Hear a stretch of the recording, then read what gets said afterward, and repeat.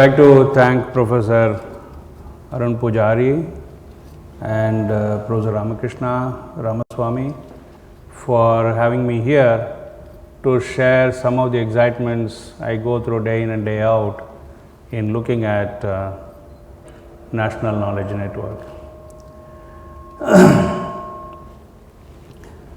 See, I must give some background about where technology was when I was at your age and where technology is today and where technology is likely to go, and how people all over the world are getting adjusted to these changes.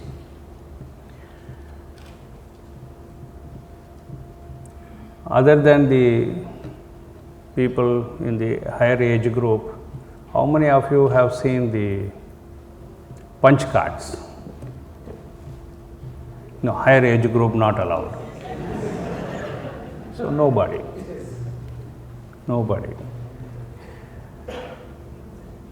You can't even believe that punch cards can be your interface to a computer.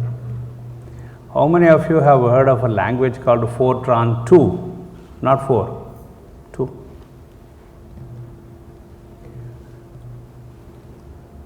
My first program was to compute the total number of prime numbers and print them from integers 1 to 100. And I came out a winner because my program ran first shot.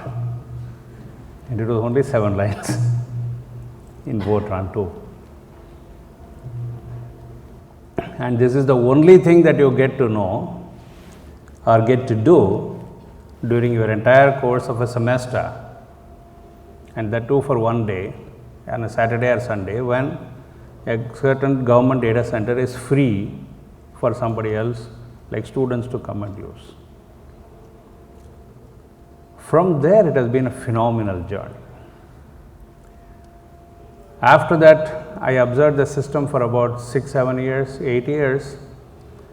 The largest machine which was supposed to be in Asia, which was in IIT Madras at that time, was still using punch cards, but this time larger decks, more time, bigger programs,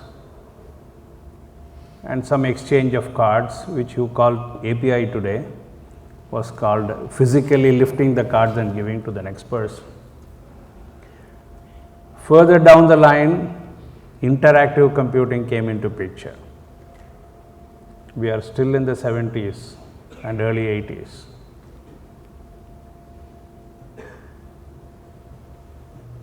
Internet was not known, and in 85 a few of us got together and made what is today referred to as ERNET, Education Research Network for India, in 85. It was jointly Government of India and the UNDP funded project,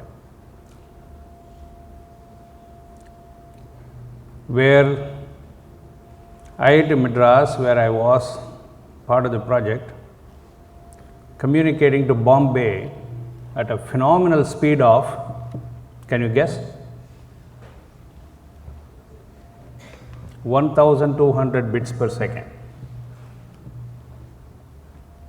using a modem which was this high, that big.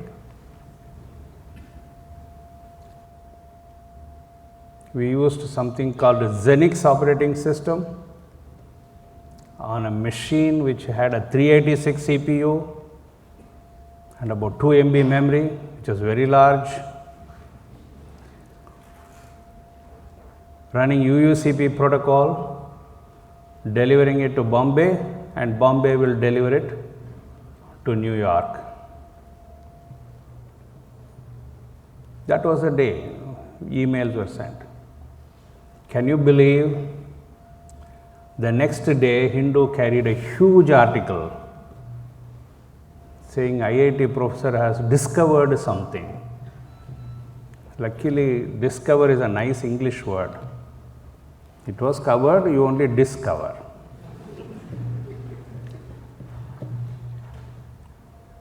When a faculty come and tell me whenever I am in their midst to say, oh, semester is ending, I haven't yet covered the syllabus. My boy, you are supposed to uncover the syllabus. If you cover the syllabus, how will the student learn? It's a serious problem. So English is a very dangerous language. So we have to be careful about it. So with this 1200 BPS journey, and India was doing a phenomenal speed of 9600 BPS to United States using a telephone line. And this was redistributed inside the campus using campus telephone lines with similar boxes, but reduced speed, because you had to be one step above. So like 600 BPS. So they can deliver their email, this will go there, one operator will sit there and deliver it. For many of you in this age group, it is unimaginable that we spent our prime life doing all these things. Instead of, this is what you do, right? Then what happened? Somebody told us it is illegal to do data communication on a telephone line. 80s. So suddenly you realize that there is an ecosystem that one has to worry about. Then those things are sorted out, and then you move on, and world moves on, and everybody gets connected, and scientific exchanges take place. Basically data exchanges, program exchanges, remotely accessing. Still my wife remembers, if I say network, can it do WOTALK? WOTALK was the program that she used to use when I was visiting US universities in summer and winter to talk to me through that method. So whatever she types will come, I will type back and she will get it. Through all the telephone system, which is your, it has been taken over by many things. What happened in the whole process is that there was an advance in technology that was taking place. There was a deeper understanding of physics that was taking place. And in units and measurements, what used to be a meter, millimeter, etc., was becoming micrometers. And 8 micron technology was the biggest technology, and that was just coming out, and the people are going into the other area, further down into nano area. So the moment you learn to measure things in the small and control things in the small, in the same area that you use for producing a transistor of yesterday, adder of yesterday, you can now pack more transistors. The world changed. Suddenly you find that nanometer level technologies measuring in the 40 nanometer range, 30 nanometer range, 20 nanometer range becomes routine in life. Since you can pack more transistors and you don't know how to pack them, you put more of them inside, which I think you refer to as multi-core, right? And since you need something to hold in your hand. Smaller than this is very difficult to hold in your hand. So if this is so big physical device, you put multiple of those. So you have multiple chips with multi-cores inside. That's a journey that has happened. Now obviously the capabilities that you hold today are phenomenally different from the capabilities that was there, and you must see the change that has been taken place. In the 70s, computers, in fact somebody has said, I think it is IBM president at that time said, whole world doesn't need more than 3 computers or something like that. Those kinds of statements are there in the public. There are also statements about different types of laws, how the capacity multiplies. So if you look at it, for a long time, it was a slow growth, and suddenly in the 90s, if you see mid 90s, it shifted in gear. The reason is that technology was internationalized. While it was being used by everybody internationally, it was in the mid 90s something called internet was adopted as a way of doing things, and it went into commercial domain. So once you have a technology proven and available, people take other types of risks on that technology. You see, university system like this, you start with an idea and then you do some kind of a science around it. And once you are satisfied your idea is very well founded, you talk about some kind of prototype there. Mostly the journey stops there, because any basic change in ideas and then establishing science around it is a time taking process, energy consuming process. Normally it stops here. Few people do it, it doesn't synergize to a greater extent. But when large number of people are able to do it, the synergy is very high, and that's where the exponential growth also takes place. So after this science phase, it goes through an engineering phase for perfection, and then it becomes a technology. Only when it becomes a technology, business takes interest in that, and then the technology, they will put business models on the top of realizing this technology for various uses. Because while Intel, Zilog, Motorola and several proprietary chips were in order in the 70s, 80s and early 90s, suddenly things vanished and one technology went forward, and you saw Intel Inside everywhere. That's how the survival takes place of the technology and its robustness, and somebody has to stand it. So running a foundry at a 20 nanometer space, even the power supply for that is a tricky business. You cannot have fluctuations, you cannot have rejections. At some point, somebody in VLSI will tell you how difficult it is to test a chip when it is produced. So this is the journey that takes place, but at the end of it, we are sitting at users of gadgets, and things change rapidly.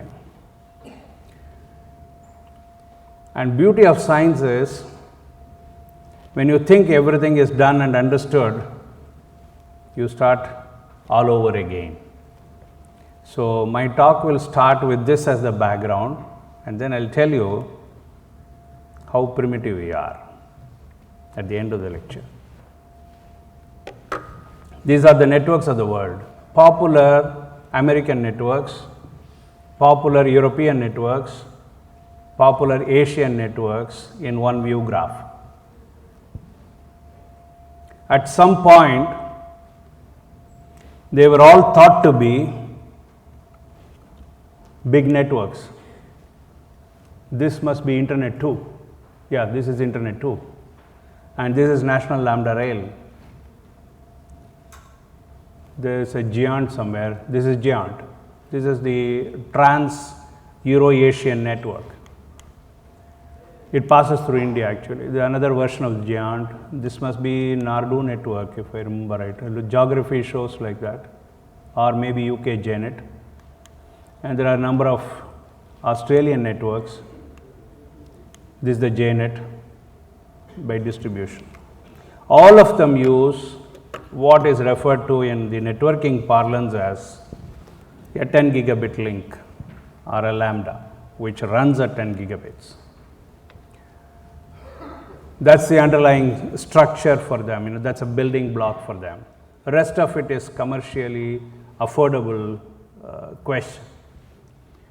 And who uses it for what purpose and so on, and who pays for it and the like. Leaving the business models out of it, world over, this change to come about for everybody to be connected The prime motivation came from physics, because the high energy physics people who are running the CERN today, generating terabytes of data per second, are the ones who had the dire need to collaborate extensively across the world.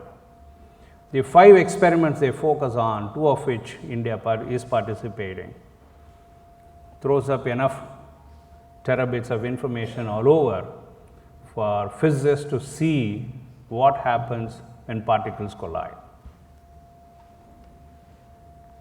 So that's a kind of growth in science that has taken place, which has given an impetus to growth in technologies of this kind. Why am I saying this? You are all electronics, computer science, information technology people. After all your sampling, etc., your voice output, how much is that you can generate? However much you shout. What is the digital output that you can give in voice? Few hundred kilobits, stereophonic voice. Still it is. What can you do if you take a video of this?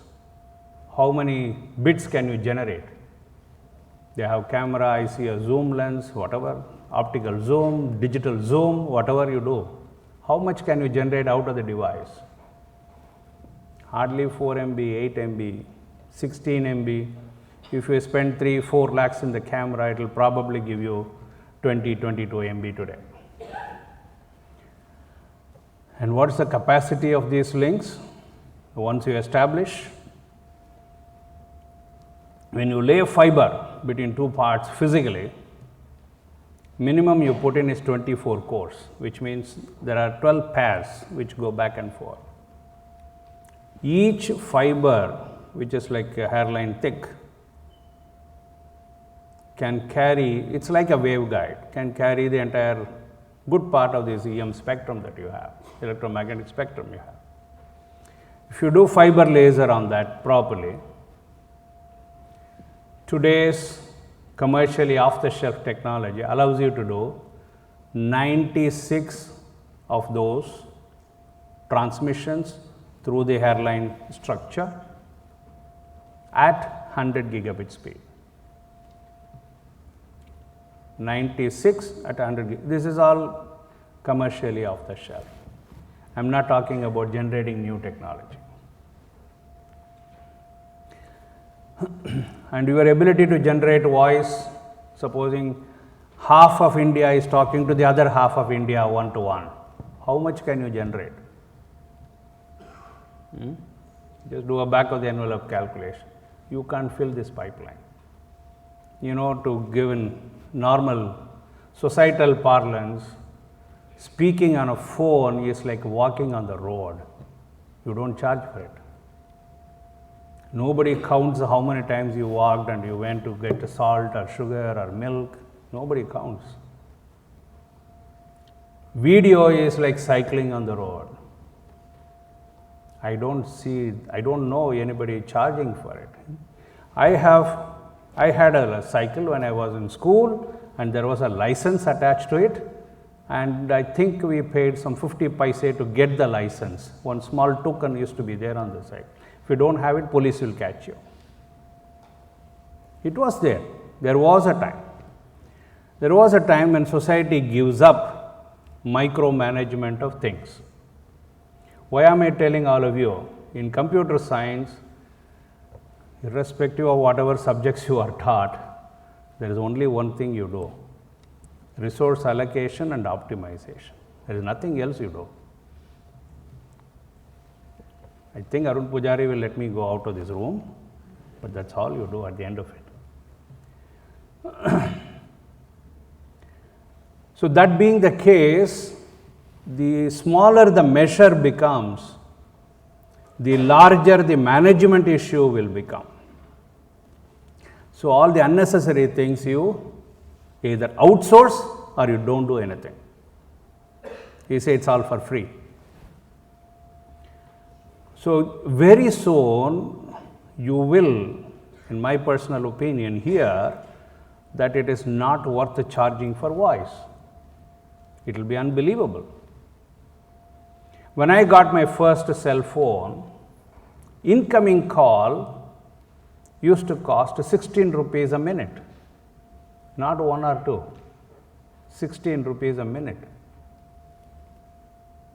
So if the telephone rings, your blood pressure goes up, your heartbeat goes up, and I wonder how I survived the technology regime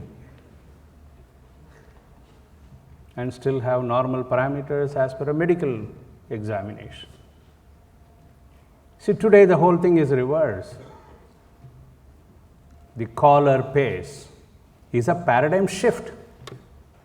When paradigm shift takes place in society, the confidence that the society places on the technology goes up by an order of magnitude. We may say everybody discovered so much and so on, but India has discovered something in mobile space which is phenomenal. It is called a prepaid card.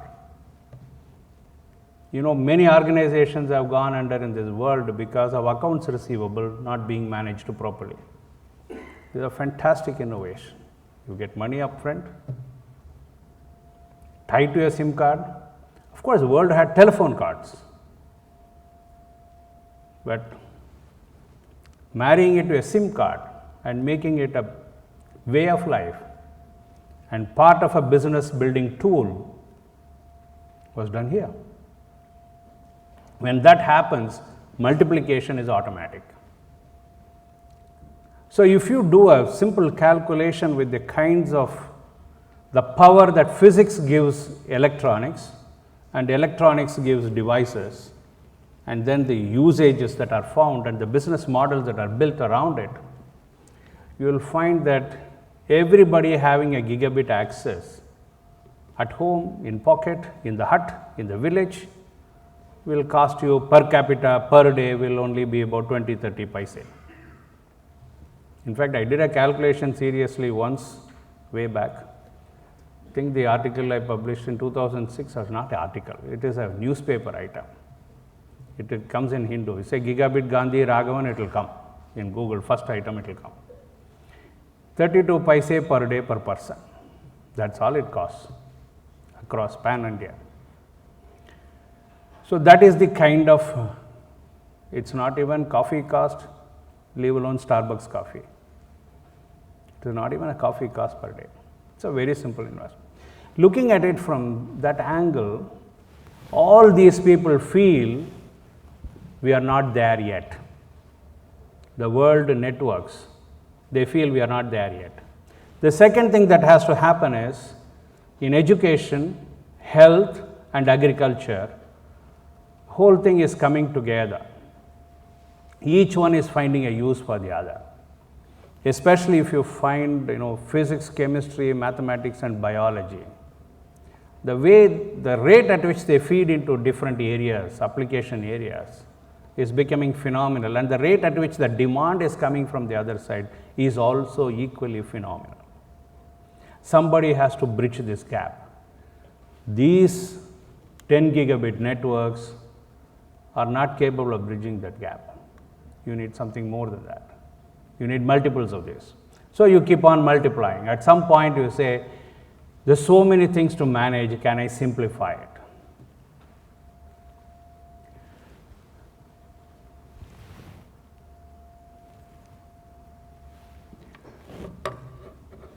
See, the National Knowledge Commission, the Office of the Principal Scientific Advisor, the Steering Committee on Science and Technology to the Planning Commission headed by the Principal Scientific Advisor in the 11th plan, they all were talking about how do we integrate the knowledge institutions of India, because this is coming up.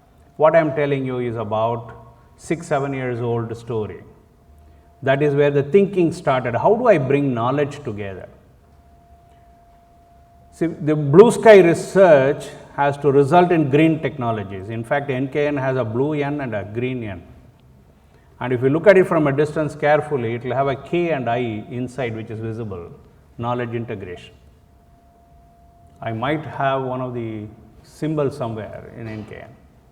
This was done prior to NKN launch. So, the main question that people asked was, how do I integrate these institutions together and what does it take to do it? So, if you have a group of people in society and ask them to come together for a purpose, it is very difficult. But if you call for a party, it is easy to get them together. So, who is to organize this party and what is this party? And how do you energize people to look at this in a positive way? So, the problem was very different. So, if you want to be around, you look at India. These green ones are the villages. The red ones, the dots there, are the panchayats. There are 250,000 panchayats in this country. There are 600,000 plus villages in this country, and each village on an average has 5 habitats, and each habitat has about 500 people. 200 to 500, it varies depending on the location. That's the kind of India you have. And when you decide as government, you can't do it for 2 or 3 institutions or a small section of people. You have to plan for the billion people. So, 2 things were done. One is get the knowledge institutions together and then see where they are. They stop at something like district level. Panchayat is far beyond. After the district, there is a block, there is a panchayat, and then the village. So, the second network was started, which is called National Optical Fiber Network, focused on panchayats, so that distribution can take place and all sorts of applications can be done, and anybody can do anything they want on it. What is called a non-discriminative access to the resources. Do you generate as many resources as possible so that India becomes connected? Use the NKN to demonstrate the power of this technology. That was the idea. When you look at NKN and NOFN together, we did a simulation study. This is the kind of lighting you will have across the country. And even if you take a small part of it, you see the intensity with which connections take place. So, a simple popular way of describing what this does is, take a map of India, arbitrarily put your finger anywhere, you will be within 50 kilometers of NKN point. The same map, same finger, you will be within 5 kilometers of an NOFN point. 5 kilometers is roughly can be handled by wireless. So, with fiber and wireless together, you can do the end game. Now, we have to see what is that you do with fiber, which fiber, how, and what type of wireless, and so on. You look at topology wise, because design of such large networks which has to stand for several years is not a simple task. Because when I designed this, I know for sure it is going to change. And our technology, as all of you know, we change our cell phones every 2-3 years, depending on your guys' richness of your father and depending on my ability to buy one. 3 years technology changes, so this is going to change. So, what is it that will be stable? And what is it that can be looked at in a scientific sense to design a topology? Then we said, how do we build this? Where is the wherewithal for doing it? India has 3 agencies in the country in the public space called BSNL, RailTel, and Power Grid. Together they cover India extremely well. So, we said we will do only with the government agencies. So, immediate reaction is when you take that one infrastructure and your life depends on it, the immediate question you ask is, how reliable is this? Normally, you will get advice or reaction when you take major decisions as to how unreliable it is. So, if you ask the sentences, if you watch very closely, all they are saying is, it is not that efficient, it can be more efficient. That is all they are trying to say. So, the number was floating around 70 to 80%.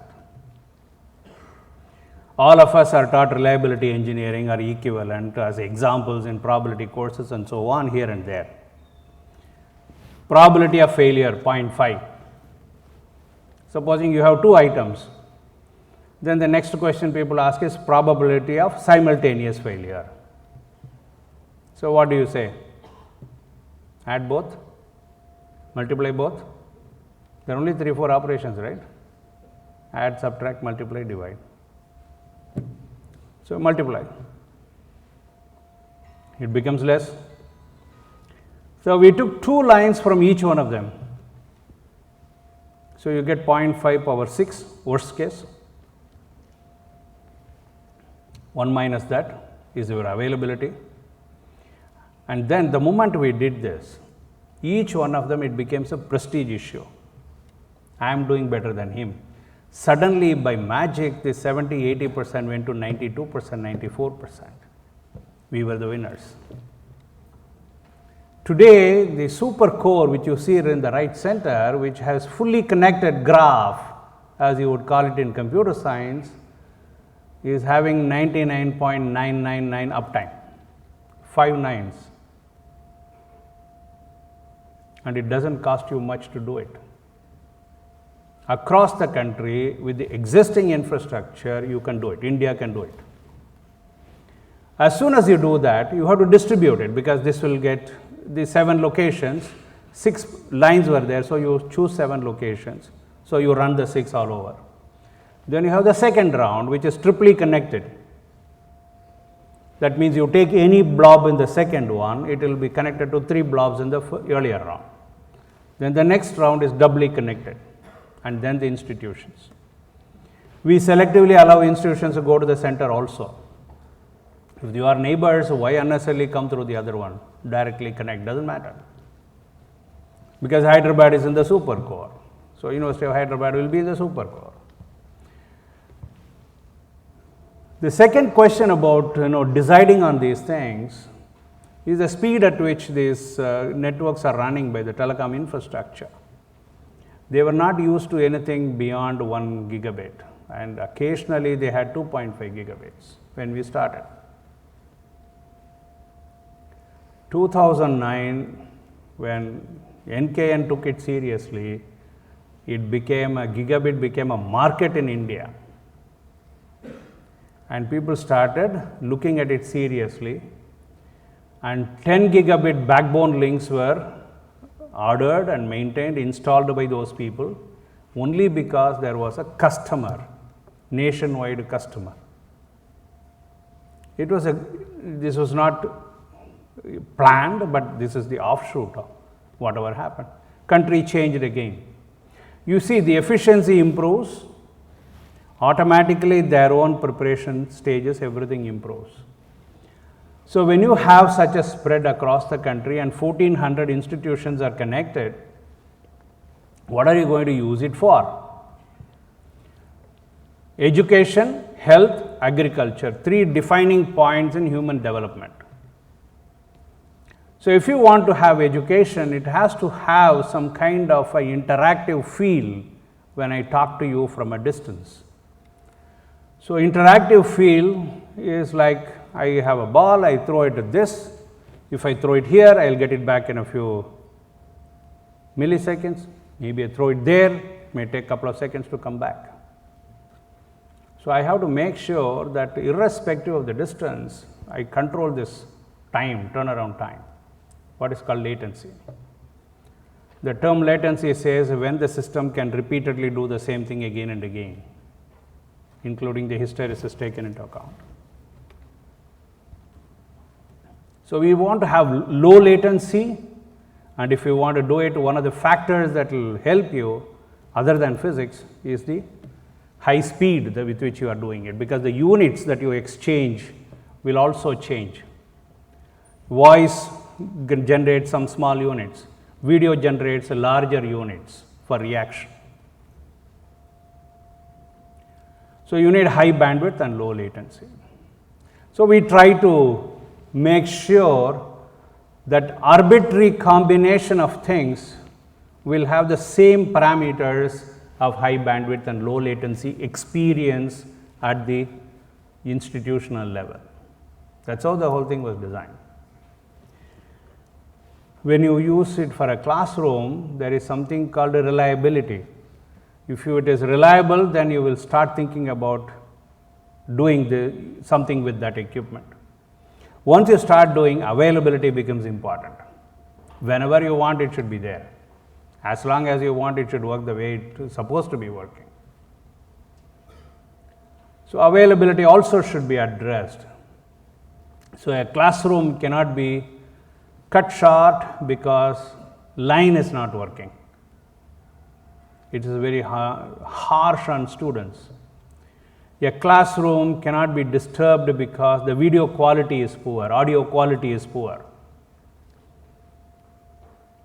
Many of you must be downloading and looking at YouTube videos, right? Right now you must be doing it.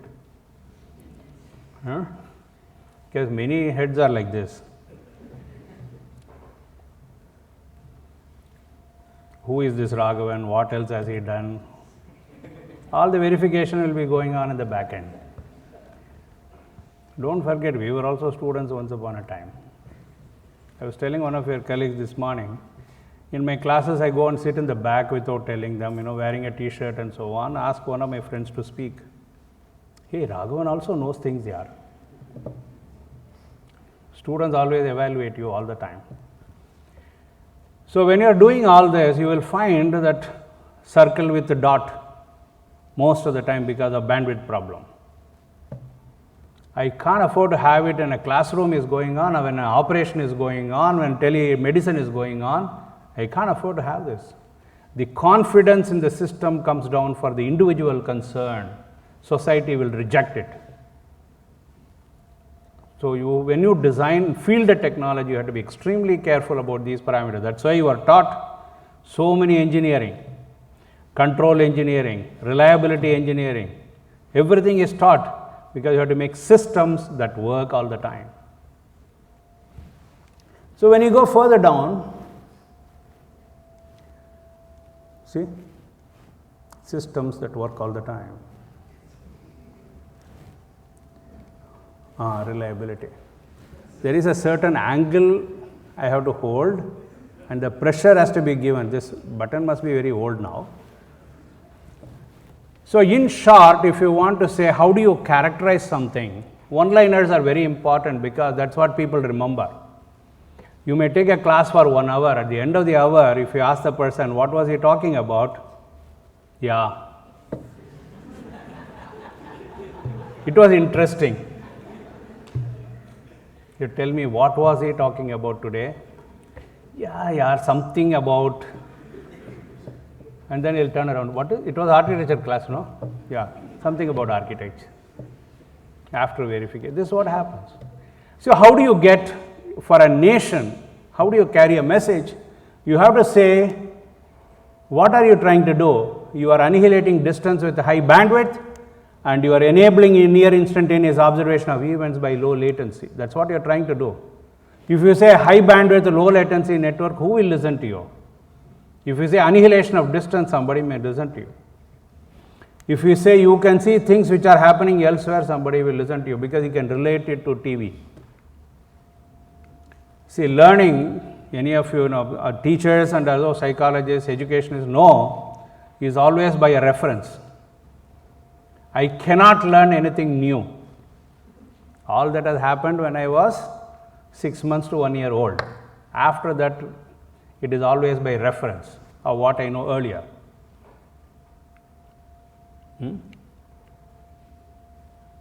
Your Pro VC will give you a huge lecture on that because it is subject.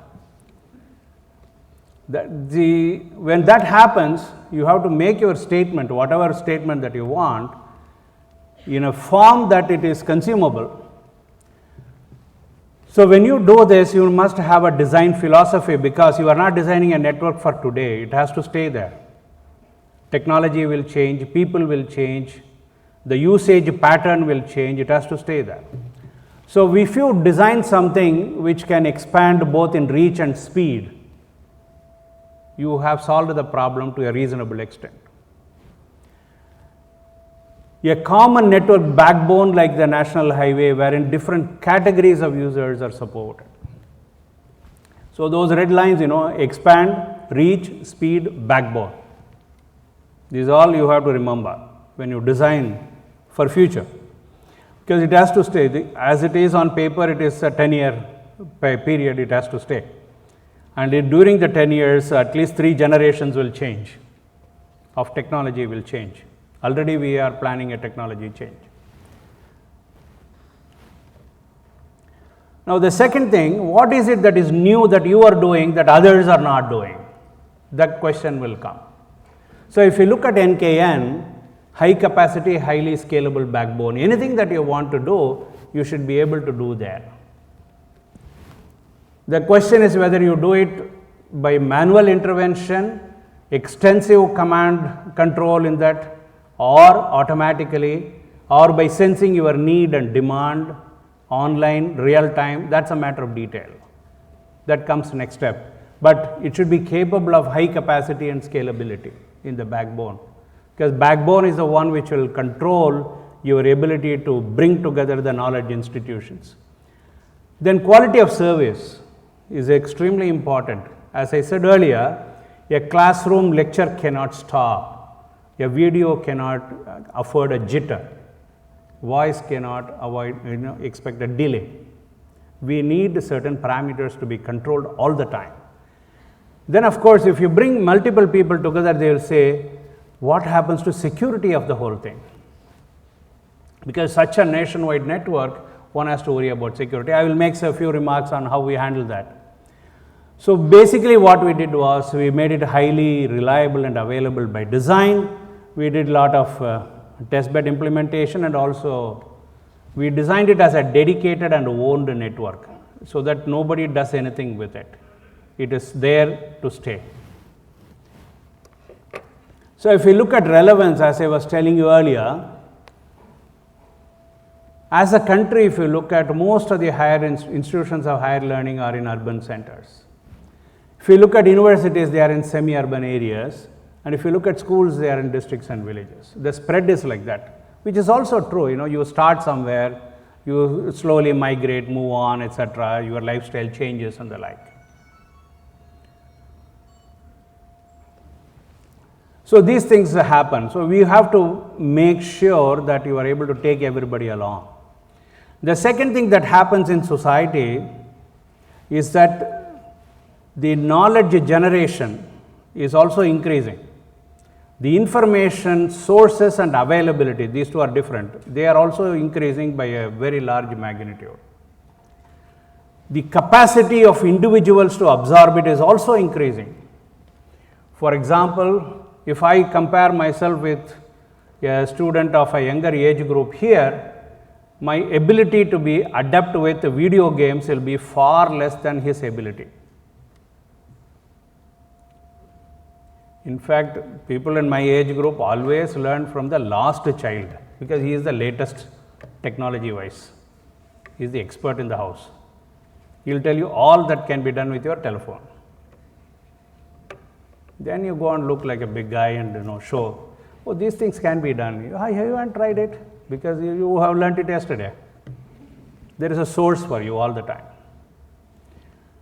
This younger generation is very resourceful in giving you capsuled knowledge. And for them, you are the only audience. And once anybody, human psyche is such, somebody listens to you, they'll finish you off. And you don't mind being finished off by your own younger sibling, right?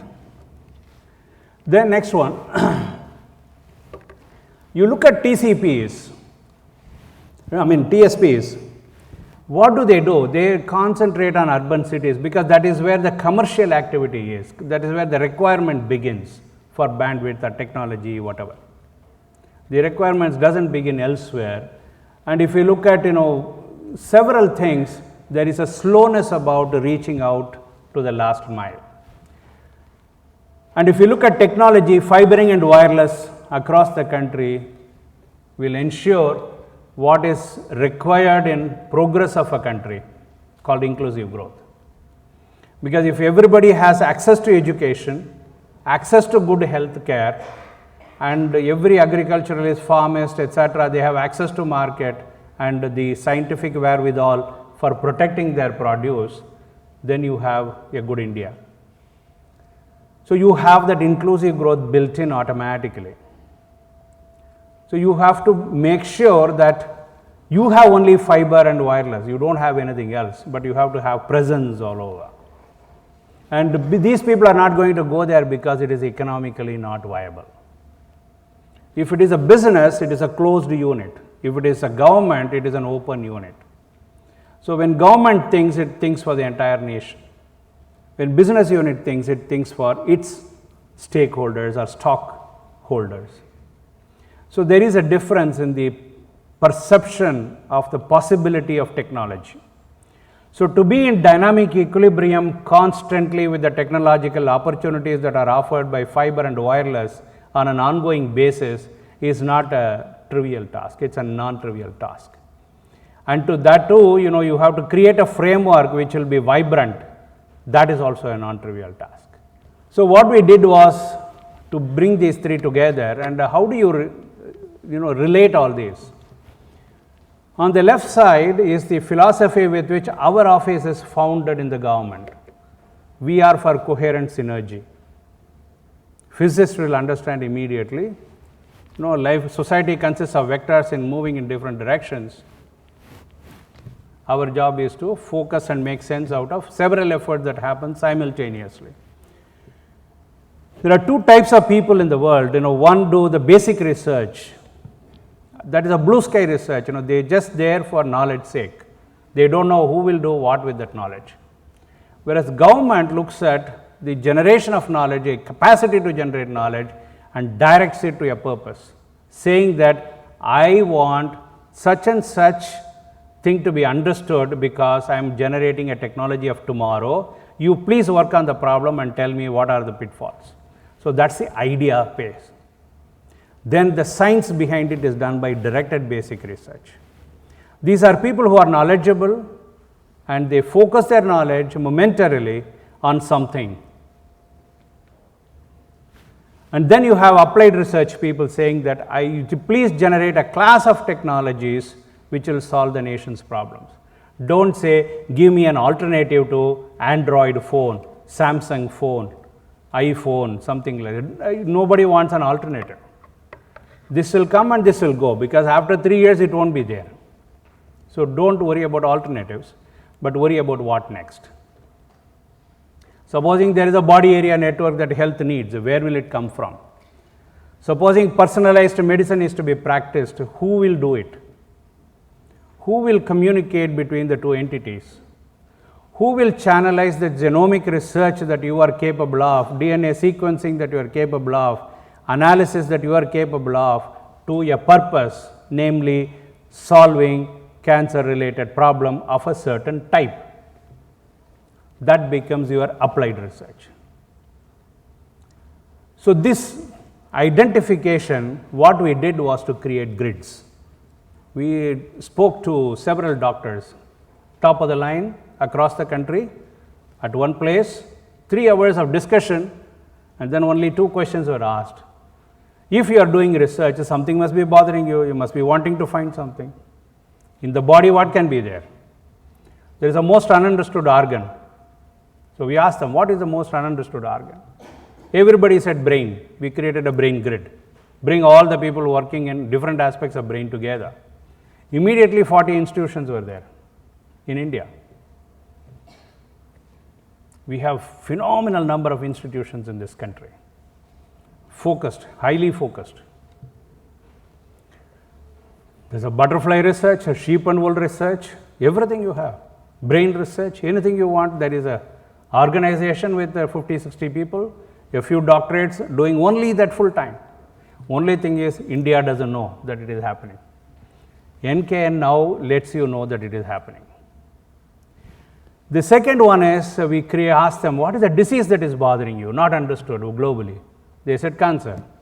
We created a cancer grid. So all those people who work on cancer, then they said, we have to subdivide this and so on.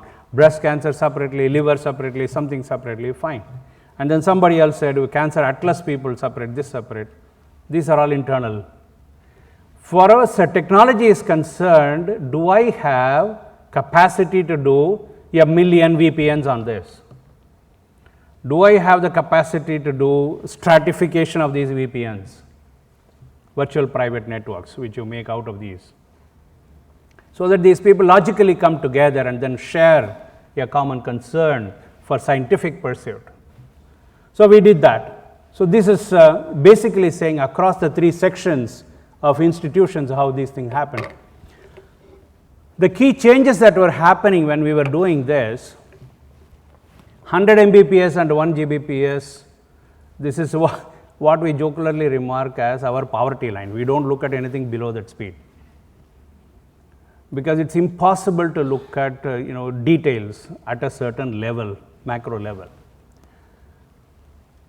Communication usage is almost doubling every month. If you want to understand your capacity to consume bandwidth, just try one experiment.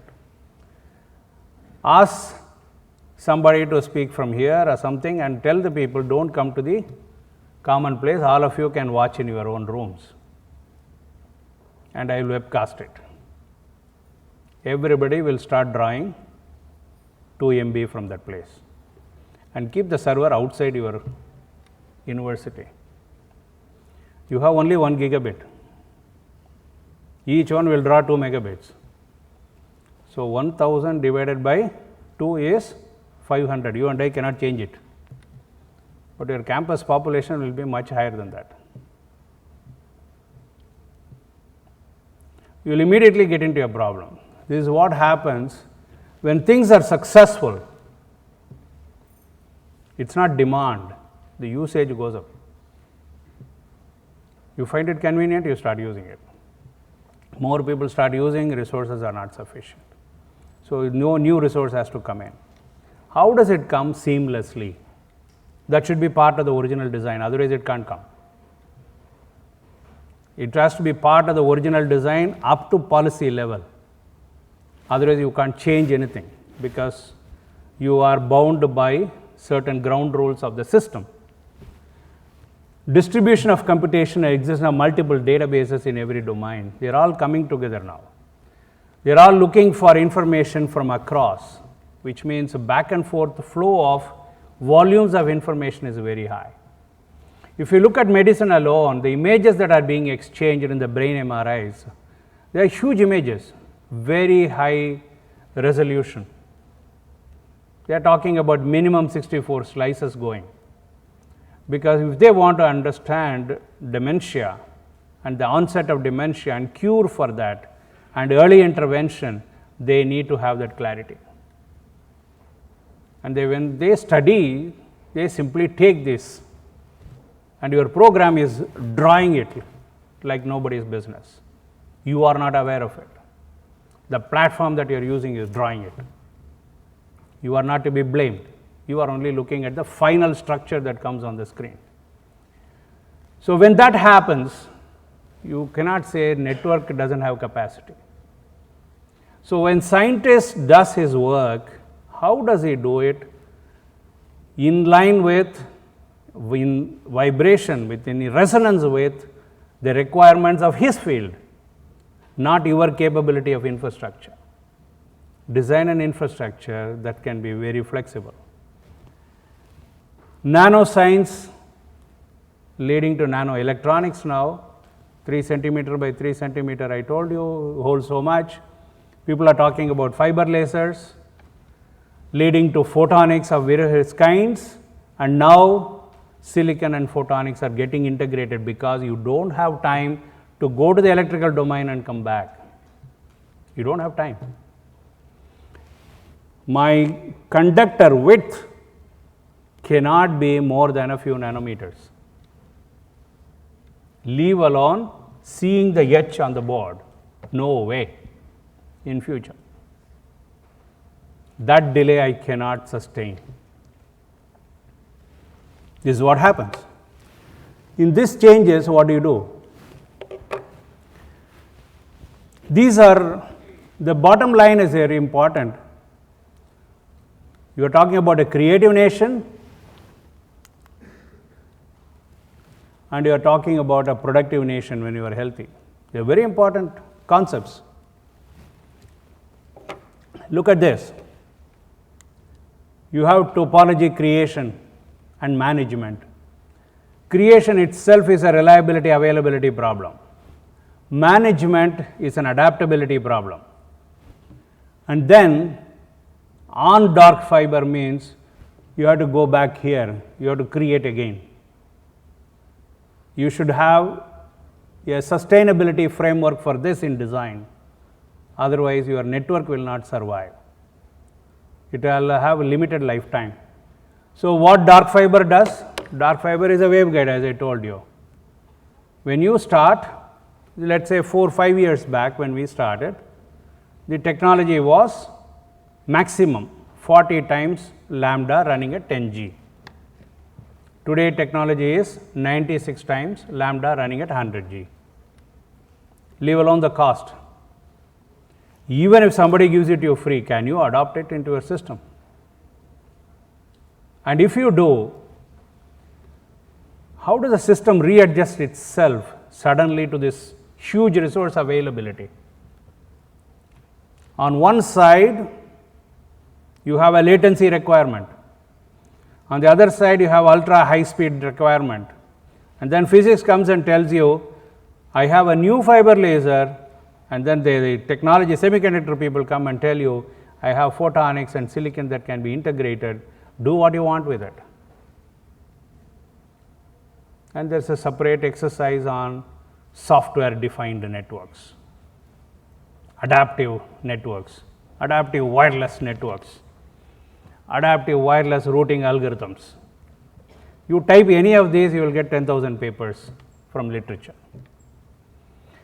Now, paper production is one part of it. How do you make out of it? And how do you make a sustainable system out of it, which stays and stays and stays? And how do you create this as an ecosystem? Because none of the solutions will be long lasting. A process will be long lasting. When a process happens in society, we call it a culture. When process happens in design, in technology, we call it a design. We have to put a process in place. Now, how do we handle this? Now, this is a dark fiber is an opportunity. At some point, the telecom service providers see you have a way of using bandwidth. I don't have, because my majority market is voice market. And from what I am doing, they don't seem to matter at all.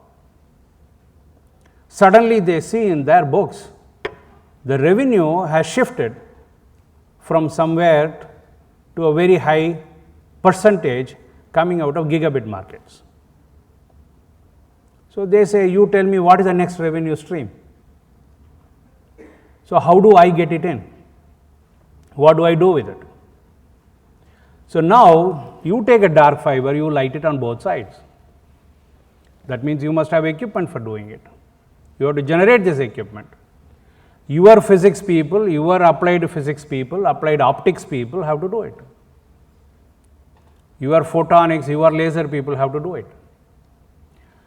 Automatically this brings interdisciplinary area in the end of science to end of engineering, because the technology is still not there with you. You have to get that, and then you produce it as a technology. Then somebody will take and make a business out of it. This lifetime is shortening. Previously, to go from here, from the time you say, radio can be done, and by the time you have a radio in your pocket, it took maybe 100 years. When you say telegraph, it took quite a number of years. You say a transistor and you say computer, several decades. So this one is now compressing. Now when you say this change is possible, the whole cycle gets done in about 18 to 24 months. That is where everybody is today talking about interdisciplinary research across the world.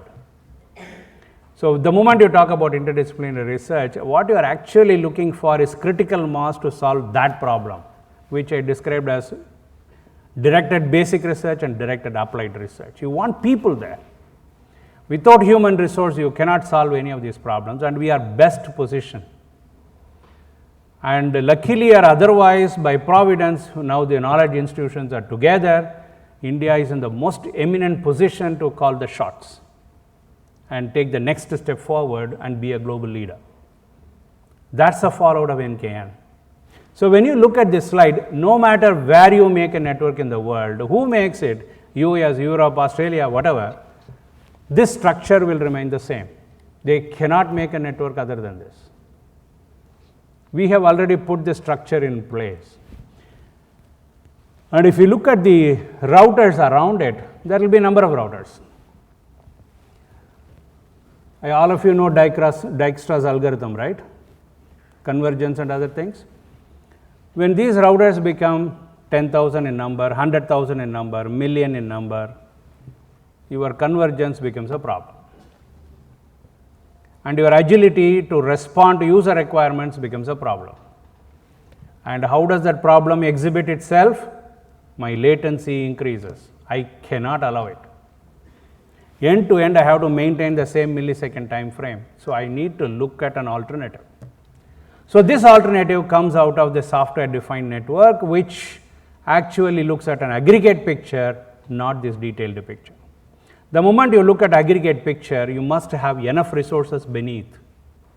Otherwise, you can't look at aggregate picture that easily. The wholesale market person does not worry about loss of 1 kilogram of rice when the transportation takes place. If a few bags are lost, he might be worried. Whereas a retailer who has only 1 bag of rice, speck of rice is a problem for him. He has to make money out of everything. Now we are moving into a new regime of optimizing these resources which are now available in plenty. You have to aggregate them. How do you aggregate? Where do you position your SDN? How do these SDNs communicate? What do they communicate? How do they decide collectively? All these questions have to be answered all over again. If you and I don't do it, somebody will do it and we will end up buying a next technology. This is where the nation has to move forward, saying how do I do this in a scalable form as a technology solution. I can plug it into the same network, and it should plug in just like that along with the existing technologies. So backward compatibility with the existing technology is also a must. Then the next round you see is basically a distribution layer. Then you have on these sides all these clouds are individual institutions, like University of Hyderabad is one such cloud. Let's say there are 2, University of Delhi, University of Hyderabad, JNU and so on. There are so many things happening within the organization. Another challenge in NKN design is that we are dealing with 1500 autonomous institutions. The administrative side of that is I cannot tell any of these institution heads to do a thing in a certain way. That is the line that you have to, the Lakshman Rekha, you can't cross. Then you become his boss. You cannot cross, you should not cross. Autonomy has to be respected. If you respect autonomy, and if he in his own right takes a decision, or within a framework people do take wrong decisions or make mistakes, or they happen in spite of them, you should at least protect the rest of the people. So what we did was 2 things, which is getting into the system in March and June. One is called Integrated Threat Management Appliance. That makes sure that anything that is happening here as disturbance doesn't enter the NKN. The result is twofold. You have confidence that you can connect to NKN, nothing will happen to you. And I have confidence, I can connect you no matter what you do, how you behave, I am not going to be affected, my other stakeholders are not going to be affected. Our responsibility says give a secure network access system at that end. inside the organization. Tell them, here is a piece of equipment which you can use for putting your policies, so that you can also keep your house in order. We don't tell you this is the way you should keep your house in order. There is a huge difference in autonomy. These are devices available. This is how we will use it. You use it the way you want. And the interface requirements of security, will put it there. That interface requirement will decide that disturbances don't come through, but access is not at all question. Who accesses for what, etc., not question. It's very important. These devices become important. Why should it be a device? Again, I have to take time out of that latency. Only if I target 25, 30 millisecond latency, I have to give it to fiber, I have to give it to router, I have to give it to these boxes, and I have to give it to internal LAN distribution, and I have to give it to the end equipment that you have. I have only this small number to distribute, and I have no control over some of those distribution points, but several I have control, which I control by design. And if you look at it, unless you have complete visibility, for which you need a network management system, which has to be your own. If it is somebody else's, the observability and controllability of a system is very important when you design. That's the first thing they teach you in control system design. Then when everything happens, so much information is generated, you will end up having your own search engine, because your metadata distribution also becomes different. It is not same as what should be elsewhere. It is like using English for communicating in Telugu from one person to another person.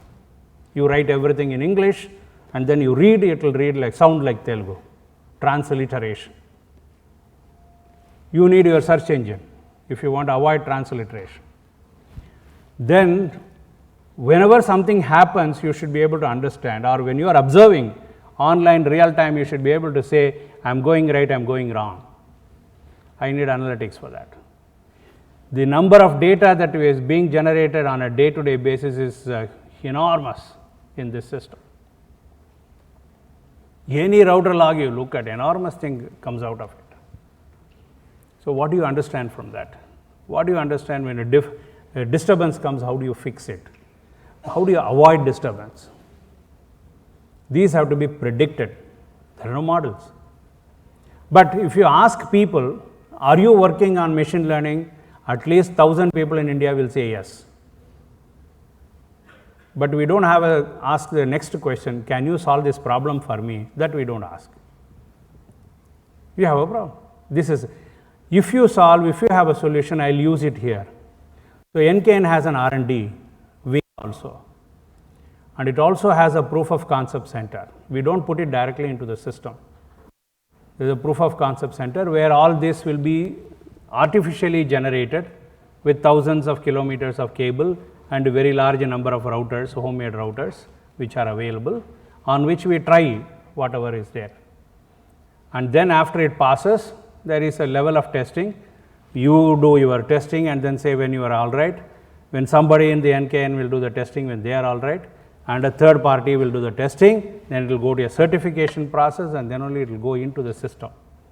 The entire ecosystem is also put into place. That's why it becomes an enormously interesting job. Welcome to the new world. And let's see what is happening in this new world. Big science, big data, countrywide classrooms, search engines. These are anywhere you go, the head of the institution, if he has to make a presentation to somebody else, these things will figure. Any conference you go, these things figure. On the other side, cyber security is a serious concern, and cyber forensics, recreation of incidents, is also a serious event. Not very well understood, not many people are there in those areas. Even human resource generation is required in that area. 100 gigabits will rapidly move into 400 gigabits. We have to be ready for it, which means I get finer things to manage. If I am having a solution to manage 1 million, I don't know whether it will manage 1 trillion. I have to see how this system works. 400 in the core, 100 in the distribution, 10 in the devices, and this short range and long range commodity distribution is going to be the name of the game. All that we saw or we are seeing around us today are by definition obsolete. Let's work for creating a tomorrow which will make use of what is there in the bottom and create what is required for big science and big data and countrywide classroom for education, and make sure that everybody is safe in the process. Thank you very much.